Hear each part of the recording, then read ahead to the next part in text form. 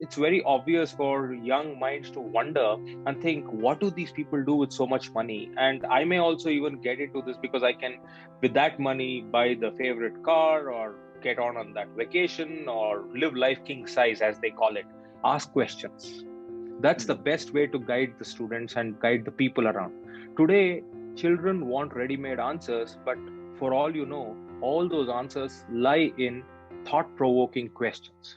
I mean, if you say it is difficult, so be it. Why do you want it easy anyway? We don't want it easy. We want it to be accomplished. We want to feel that satisfaction that it was done. So if I have to put it in a simple way, passion plus profit is equal to entrepreneurship.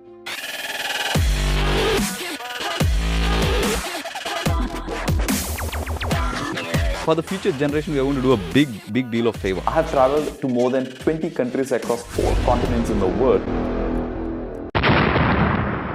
Hello everybody, welcome to Entrepreneurship Simplified, and this show is going to introduce you to those brilliant ideas and the biggest entrepreneurs who will help you simplify entrepreneurship through their real life situations, challenges, failures and successes, so that you don't need to repeat the same mistakes again. Rather, focus on your growth to realize your dream of becoming an entrepreneur much faster. And this show is being done in association with Young Indians. Young Indians is a movement for Indian youth to converge, lead, co-create and influence India's future. YI is playing a proactive role in India's development process. If you want to take part of India's growth and be successful, YI is a place to be. Bear in mind, this show has no script. Everything you hear on the show is heart to heart with all the real life experiences. Today's guest is one of the youngest and topmost leader in education sector. He was listed in Times 40 Under 40 India rankings of game changers. He has been also awarded the prestigious Degree of Honorius Causa, Doctor of Philosophy in Education by the University of Milan, Italy in 2014. He is also Alumni of IIM Luknow. He is the CEO of JGI Schools, India's 7th most respected education brand in 2021, adjudged by the education world. Establishing more than 65 educational institutions with 75,000 students and 10,000 employees, JGI and Dr. Chandra are revolutionizing education in India. He has also authored amazing books, One More Step, Katha Sagar Right will Leader. He is also the National Chairperson for Thought Leadership in CII Young Indians.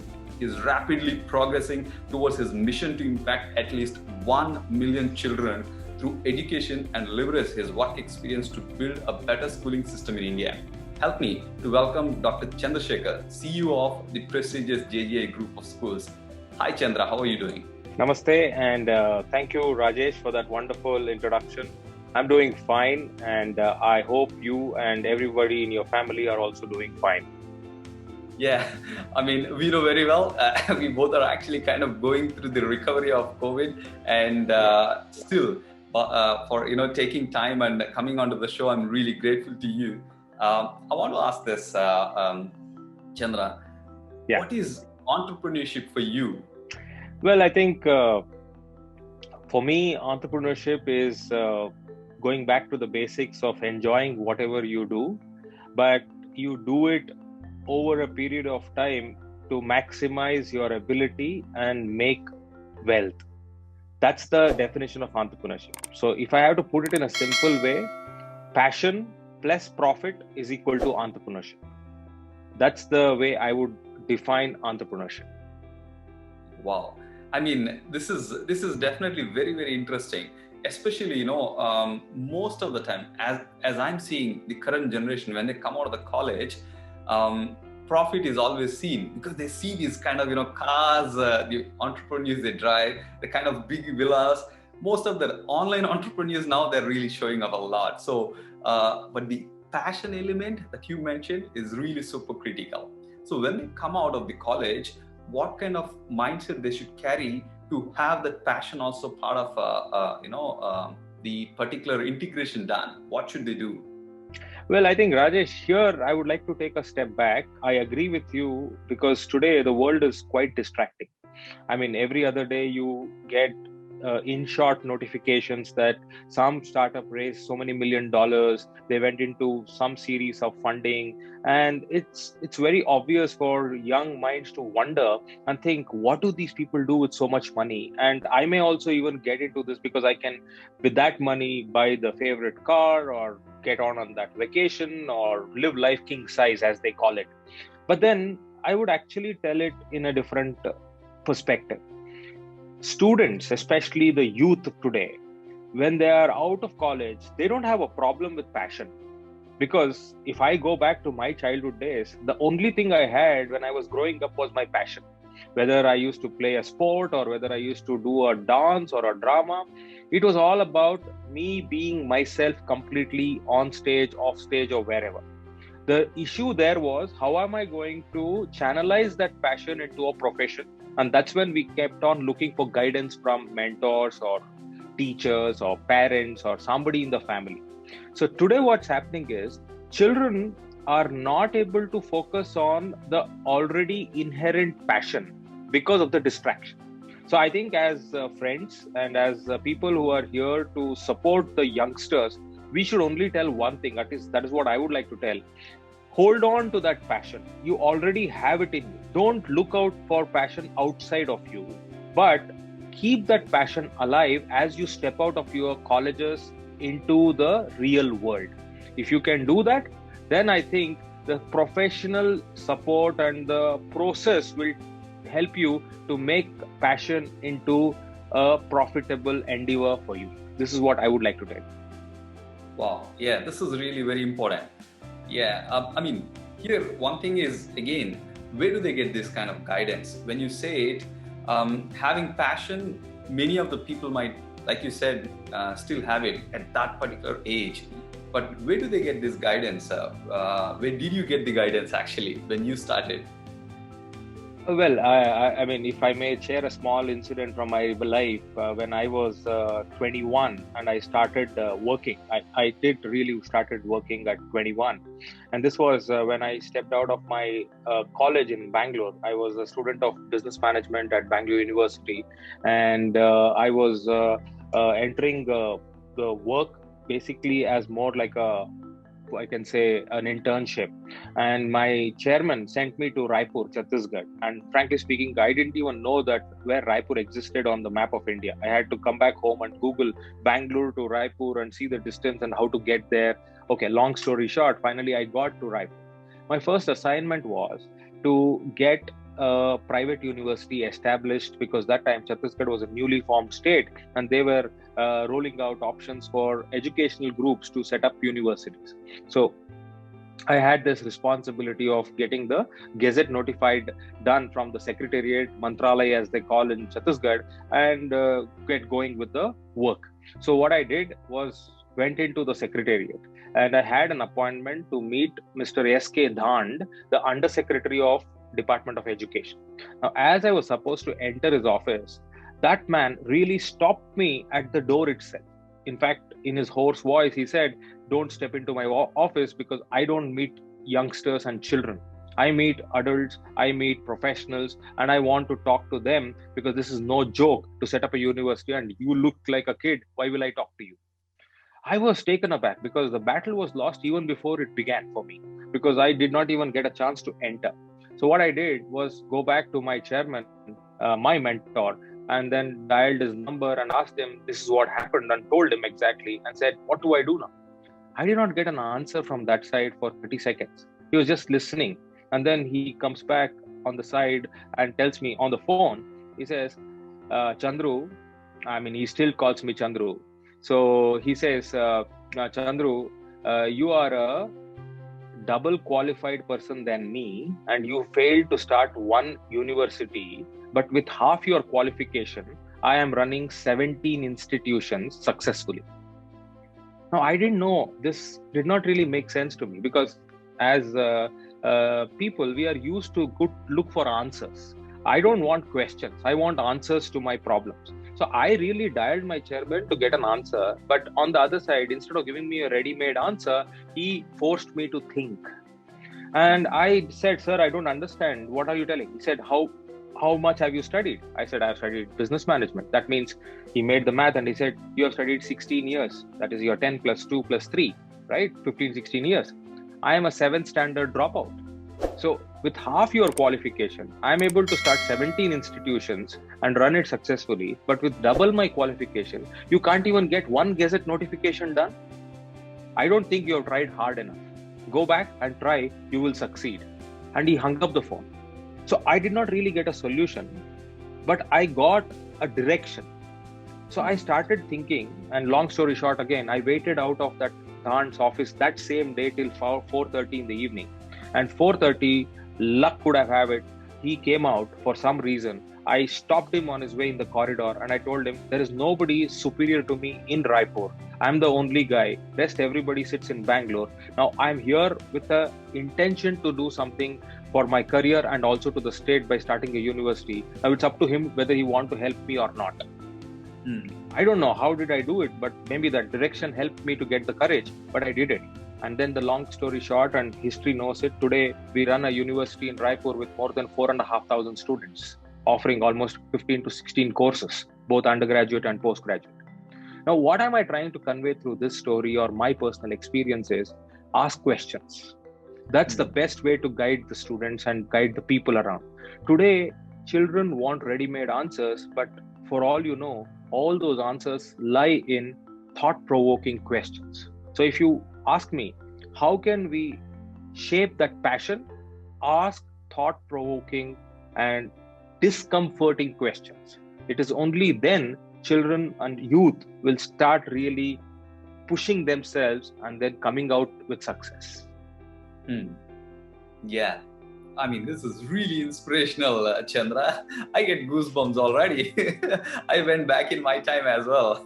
So this is really important. Another one of the important aspect I understood in this whole perspective is this is very common. Even with my mentors, they never give me any answers. What they give is a direction, but asking right questions always gives us the right direction. This is amazing. And another very common question I get here with most of the young generation is entrepreneurship too difficult? I feel that I need to compromise my life and all. This is a very common thing I get. So what is your take on that? Is entrepreneurship is very difficult or very easy, or based on your experience? Well, I think everything in life is very subjective, isn't it? I mean, level of difficulty is subjective. They say where somebody's thinking stops, somebody else begins their thinking. I mean, just look at COVID, for example. Who knew that we'll all be locked up in our homes for more than a year now? And today, after all that 10, 12 months of adjustment, readjustment, we have figured out a new way to live our life and also excel in it. Now, if you say, or ask anybody in Jan 2020, okay, imagine you being locked up in a house and you have to do all your affairs, business, everything from inside. You will say, are you crazy? What are you talking? I mean, I traveled 12 days in a month. How can I sit there? And this is the real reply I would have given if somebody would have asked me in Jan. But today, for the last 12 months, I have not traveled anywhere and I am stuck in one place and I'm still able to do whatever I want. So to come back to your question, it's all subjective. Now, level of difficulty is also subjective. But I will answer it in this manner. I mean, if you say it is difficult, so be it. Why do you want it easy anyway? We don't want it easy. We want it to be accomplished. We want to feel that satisfaction that it was tough. I will draw your attention to my latest book, which I know that you are also aware of it, the One More Step. This is about my journey with the world's largest contingent of school students to the Everest Base Camp. I mean, I want to pick up one example from there. A 7-year-old boy, his name is Potharaju Samanyu. I've written about him and his story in the book. He came with me and completed the Everest Base Camp. Now, if you ask him and me back then, was it easy? It was not. Even today, doing an Everest Base Camp is not easy. It takes months of preparation, practice, and then you go and actually do that there and complete it and come back, and you're not sure that you will successfully complete it even till the last minute. But because someone new did that, he became an example, a role model. And Jan 2020, just before COVID jeopardized our plans, he was awarded the Bal Ratna Puraskar from the Rashtrapati, that is the President of India. At the age of 9, he got the Bal Ratna Puraskar for his accomplishment of 7-year-old boy going to an Everest base camp. Now, if we look back and say, was that easy? No, it was not. So if youth, Yuva and youngsters are asking question, is entrepreneurship tough? Of course it is tough.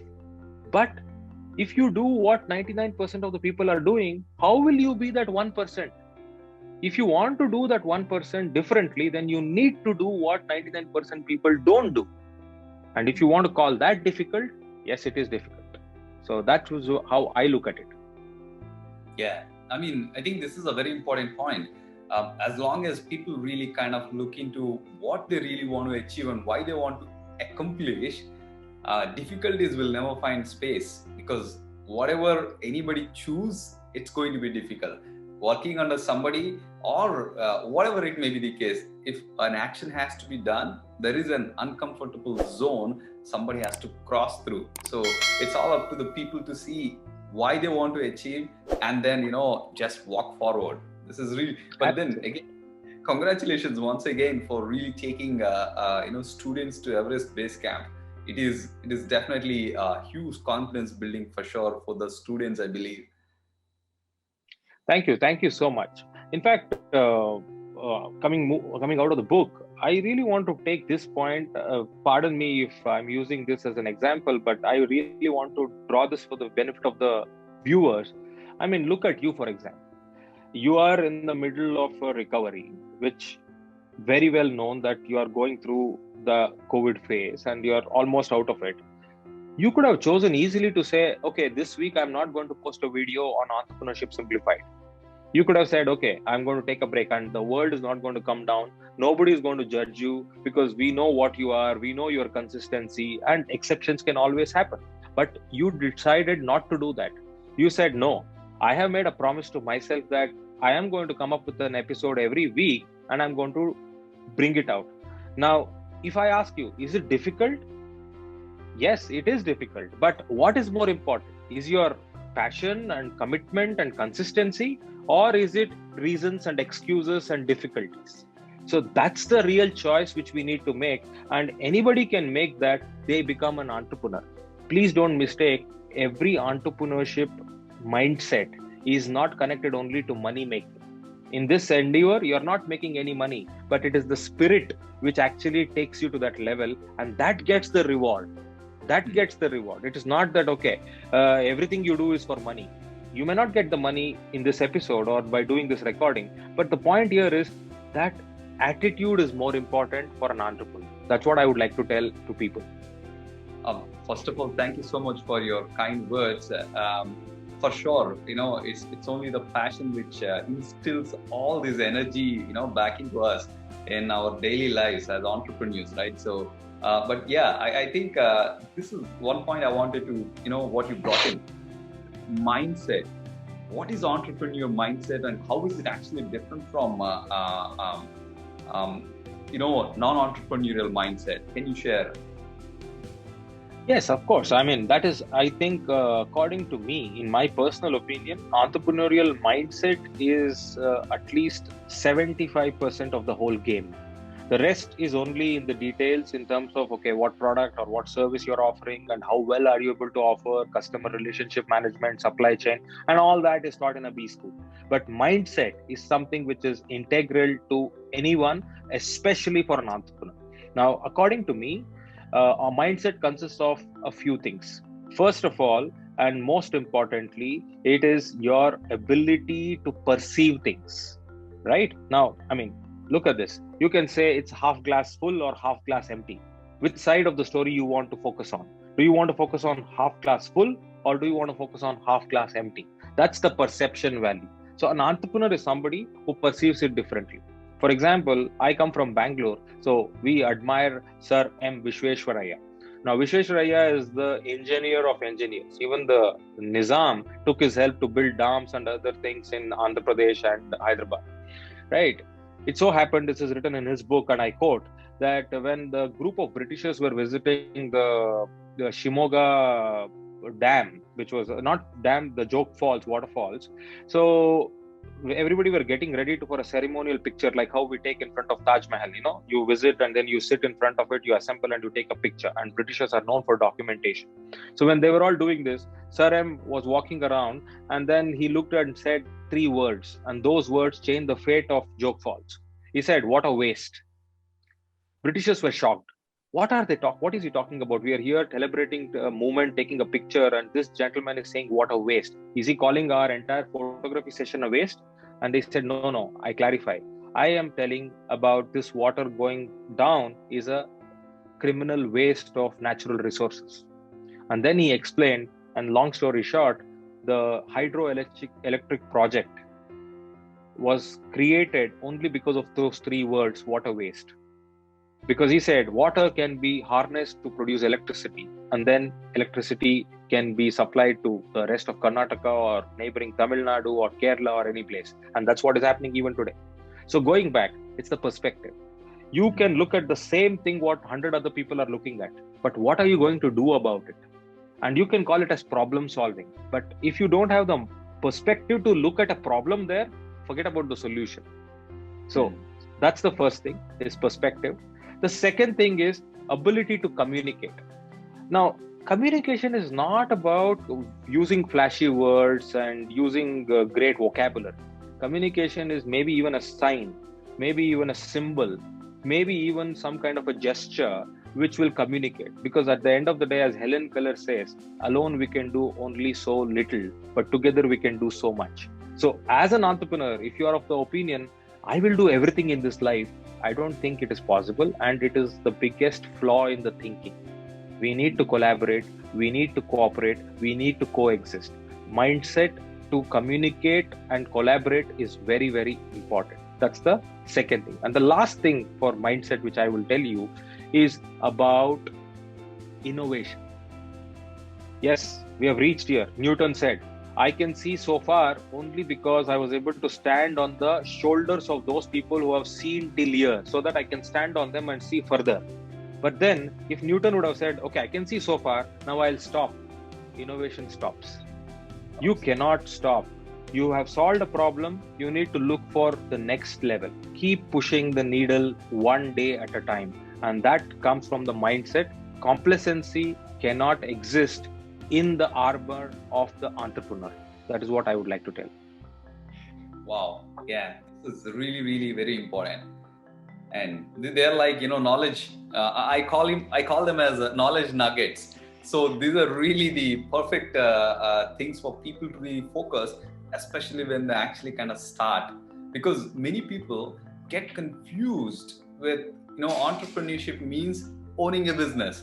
But it's a lot to do with the mindset, much beyond a business itself.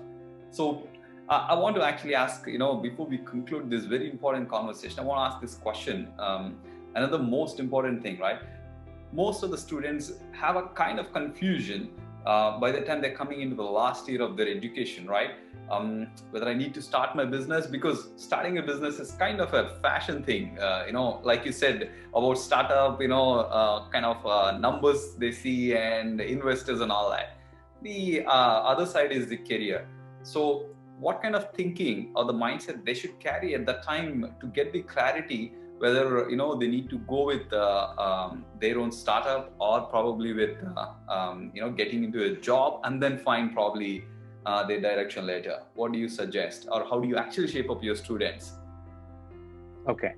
So, before even I go there, I want to first of all use this opportunity to congratulate you for this entire initiative of Entrepreneurship Simplified, because this is giving. I have been watching a few of your previous episodes. Some good friends were part of your episode. But even though they are my friends and I have known them outside, I still got to learn a lot through those interactions with you. So this entire initiative of Entrepreneurship Simplified is not just for youth. I will say it is a learning resource for everyone who wants to learn. So congratulations for that. Now coming to the point of what next after my college? Should I jump into my venture, startup and build it? Or should I do that traditional approach of working for some time and then coming out of it and then starting something on my own? Well, in my opinion, now this may be not acceptable for a lot of people, but this is what worked for me. So I'm only authentic to share that. I can't tell you what I read from the book or saw on the TV. I can only tell you from my life. I will say in the country today, that is in Indian context, there are three things which are very important for students. Number one, covering your base.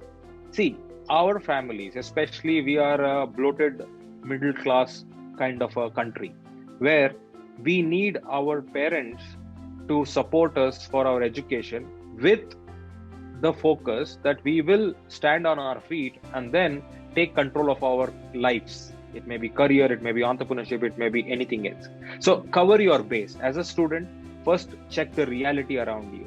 What is your family background? Where are you coming from? What is the expectation of your parents from you? And then cover your base first. If that base is covered through you getting a job or through you going for higher studies or whatever, sitting in your family business, then do that first, right? That's the first thing. The second thing, never give up on your dream, right? Don't get carried away by saying, okay, abhi to tab karna tha, abhi to nahi karunga. I should have done it then, but now I can't do. No, it is never too late. I mean, Colonel Sanders can start KFC at 65. What are we talking about, right? Yeah. So it is never too late. Don't give up. Keep focusing on that. And third, follow this formula. At least this is what I followed. One, from morning 6 o'clock to 9 o'clock, live life for yourself, right? Do what pleases you. You want to work out, you want to meditate, you want to read, you want to just sleep. Do whatever you want. I'm telling you, live life for yourself. It's very important. 6 to 9. 9 o'clock in the morning to 6 o'clock in the evening, live life for your profession. That is, if you are in a job, you give 100% there. If you are in your father's shop or business, or if you are in any other thing, give your 100% there. There is no questions asked. 100% there, 9 to 6. Then evening 6:30 to again 9:30. I'm talking to youth, so I don't have to talk about family here. You are alone. I'm assuming that you are a single. Evening 6:30 to evening 9:30, work on your side hustle. Work on that project, which is your dream. And 3 hours every day, believe you me, if you can invest that much for 2 to 3 years, I mean, venture capitalist, angel funding, everything will start coming and waiting outside your door. Don't worry about that. It will happen. This is the formula which worked for me, and this is what I would like to give it to the people through your show. I don't know whether it helps, but I'm hopeful that at least it will make an impact on 1 or 2 people and they can use it in their lives. Yeah. This is definitely works for sure. I mean, the side hustle will never be a side hustle after 2-3 years, like you said. That will become the passion is expressed. I mean, everything is expressed, right? In a way, morning you have got your own personal time where you grow personally for personal development, and then you have the real life experience of working in the profession happens through the day, and then you are also making sure that you are able to express in the evening through this whatever passion each individual has, so that the natural evolving process will happen all by itself. It is only one thing very important audience have to look out is having the discipline to actually divide the time and then do that, right? So on an odd day, it might be okay, but then, they just need to get back and then start all over again the next day.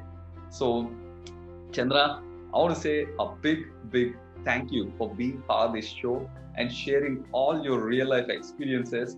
And I can only say the audience, if you have not yet subscribed, make sure to hit the subscribe and share with every single person out there where this message can make an impact in their lives so that they actually live a much better life.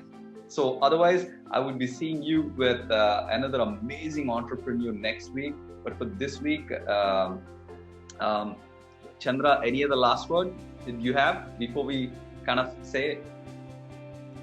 I think you said it all. I would only say thank you very much. Gratitude. Thank you for having me on this. I want to thank Leena for connecting the two of us. And I will only wish you more power, more success, because what you're doing through this channel and what you're doing through this kind of interaction is you're creating a repository of, in your own words, knowledge nuggets. So people can come back, and that's the one best thing I love about these digital resources. You can click on this link after 10 years, after 15 years, and it will stay as fresh as it is today. And that's an advantage, because if I have inspired somebody and somebody has inspired me, I can share that inspiration to my next generation or my brother, sister, colleagues, children, and say, watch this. Because that's the great thing. So once again, thank you so much, Rajesh, for having me here, and all the very best. Thank you. All the audience, I would rather say don't miss out even a single word that is being said here. It's all real life experiences which are helping all of us to really excel in our lives. So we are sharing it with you so that you get inspired and then get into your entrepreneurial journey or whichever journey that you choose to, but be inspired, keep inspiring people. I see you with another amazing entrepreneur next week. But till then, me and Chandra says thank you so much and bye-bye. Thank you so much. Bye-bye.